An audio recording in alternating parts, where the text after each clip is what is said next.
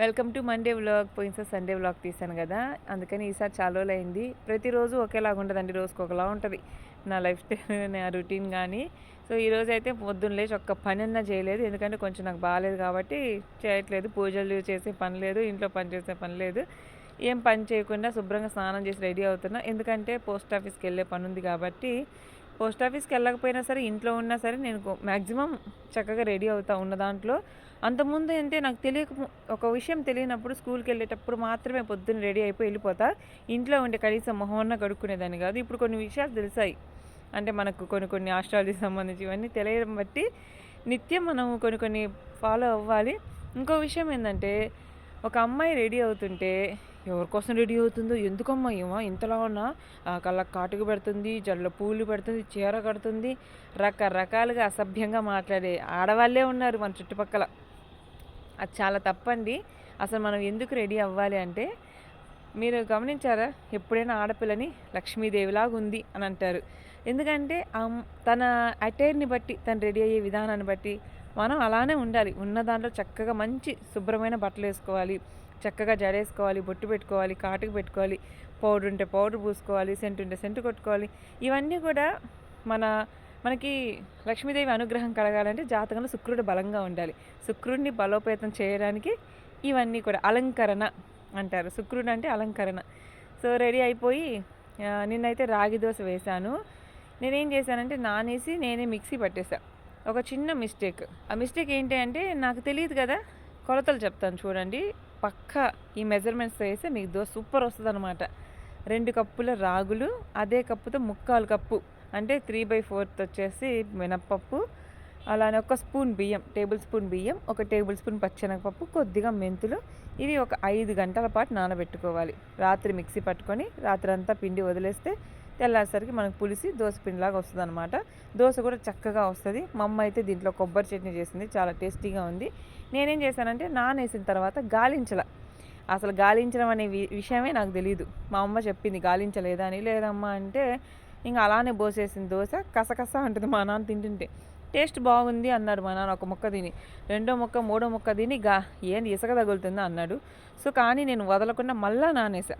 ఈసారి మా అమ్మ గాలించింది బాగా, దాంట్లో ఇసుక ఉంది అడుగున. ఇంకా మిక్సీ బట్టి పోస్తే చాలా బాగా వచ్చింది. నిజంగా హెల్దీ బ్రేక్ఫాస్ట్ అండి. పిల్లలు ఎవరైనా రాగులు ఇలాంటి వాళ్ళు, జావలు ఇలాంటి తాకపోయినా దోశ టైప్లో మనం క్రిస్పీగా పోసి పెట్టచ్చు దోశ కూడా. ఇంకా దోశ తినేసి చీర కొరియర్ చేద్దామని ప్యాక్ చేస్తున్నాను. మనకి సబ్స్క్రైబర్ కమ్ కస్టమర్ ఒకరు ఆర్డర్ చేసుకున్నారు. ఒక 6 శారీస్ ఉన్నాయి నా దగ్గర, జార్జెట్వి. అవేంటివి అంటే స్టోన్ వర్క్ వచ్చినాయి. ఒక శారీ ఆర్డర్ చేసుకున్నారు, వాళ్ళకి నచ్చింది.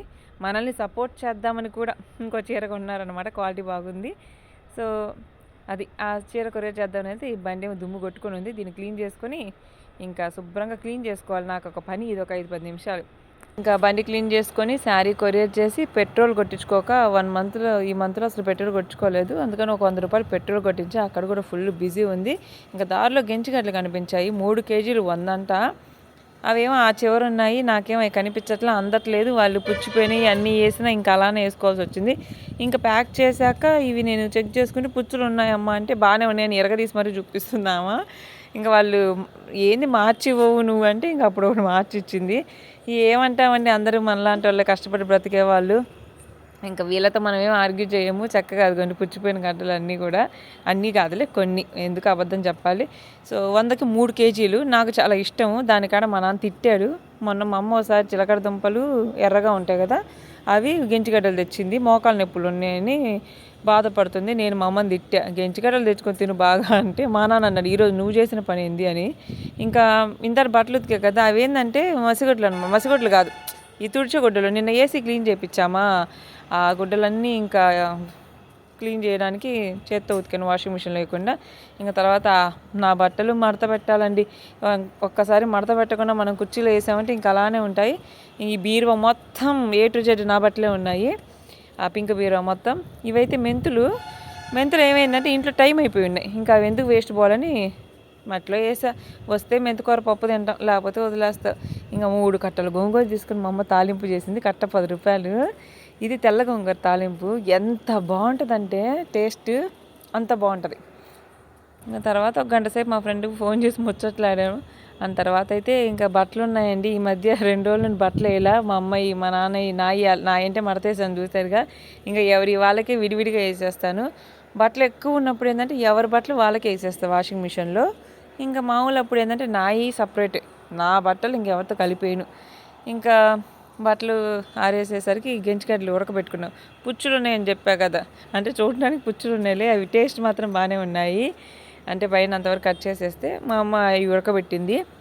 మా నాన్న తెచ్చినప్పుడు తిట్టాడు, కానీ ఉడకబెట్టినప్పుడు ఇంకా ఉడకబెట్టలేదా అని బ్రహ్మాండంగా ఇష్టంగా లొట్టలు వేసుకుంటూ తిన్నాడు. మా అమ్మకి కాలు నొప్పి ఉన్నా సరే, మా అమ్మకు కూడా ఇష్టమే కదా, మనసు ఆగదు కదా అని నేను పెట్టించాను. ఇంకా మధ్యాహ్నం కాసేపు ఏం చేశానంటే మహాభారతం చూస్తూ ఉన్నా. మహాభారతం చూస్తూ కాసేపు కొంచెం ఆస్ట్రాలజీకి సంబంధించి నేను నా జాతకమే రీసెర్చ్ చేసుకుంటూ ఉంటా. ఏంటా అని.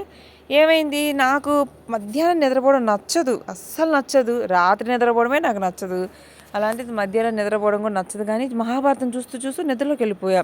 లాస్ట్లో ఒక్క అరగంట పడుకున్నాను. మళ్ళీ బలవంతాన్ని లేచా, మంపుగా ఉన్నా సరే నేను పడుకోను ఎక్కువసేపు. ఇంకా మా అమ్మ కాఫీ ఇస్తే తాగేసి ఇంకా ఏ పని చేయలేదు కదా అనేసి మా అమ్మ పాప మంటలు తోముకుంది. దోసకేసుకుందామని గ్రైండర్కి రెడీగా ఉంది. కసు జిమ్ముతాలేమని నేనైతే కసు జిమ్మాను. నిజం వంటగది చూసారా, ఒక మనిషి దూరితే ఇంకో మనిషి దూరదానికి ఉండదు. ఆ చీపురేమో అంత పొడుగు ఉంటుంది.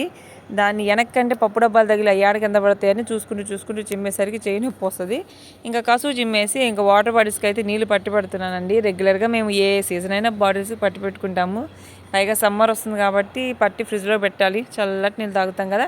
ఇంకా మన ధర్మం మనం నిర్వర్తించాలి కదా. నేనైతే ప్రజెంట్ నా జాబ్ ఇదే కదా, ఆన్లైన్ శారీ బిజినెస్. ప్రస్తుతం అయితే స్టాక్ తెప్పి అట్లా డిగ్రీ ఎగ్జామ్స్ ఉన్నాయి ఈ మంత్లో. నెక్స్ట్ తర్వాత అయితే తెప్పిస్తానండి. ఎందుకంటే ఇంట్లో స్టాక్ పెట్టడానికి ప్లేస్ లేదు. శారీస్ లేవ్ చేశాను, ఒక ఆర్డర్ వచ్చింది. ఎందుకంటే శారీస్ ఒక బాక్స్లో పెట్టాను, కబోర్డ్లో పెట్టాను. ఇంకా మిగిలిపోయిన స్టాక్ పెట్టడానికి ప్లేస్ లేదు. నాకు ఆర్డర్ కొత్తవి తెప్పించడానికి ప్రాబ్లం ఏం లేదు, కానీ కొంచెం ప్లేస్ లేక ఆగాను. ఎట్లా ఏందని అర్థంగా గమ్మున ఉన్నాను. గోంగూర అయితే మనకి నైట్ కూడా డిన్నర్ అదే. నాకు చాలా బాగుంది. మా అమ్మ మా నాన్న వడలు తిన్నారు, నా కోసం 4 వడలు. నేను వడలు అసలు వద్దు అన్నా, ఇంకా 4 ఉన్నాయి కాబట్టి ఆ 4 కూడా తినేసాను నేను. చక్కగా ఇంకా పండుకున్నా అనమాట. మీరు అనుకోవచ్చు పడుకున్నమ్మటి నిద్ర వస్తుందా అని. నాకు వస్తుంది నిద్ర, కానీ నేను నిద్రపోకుండా గూగుల్ ఓపెన్ చేసి ఆస్ట్రాలజీ గురించి రీసెర్చ్ చేయడమో లేకపోతే ఇంకోటి చేయడమో చేస్తూ ఉంటాను. సో ఇది ఇవాళ వీడియో. నచ్చితే లైక్ చేయండి. బాయ్.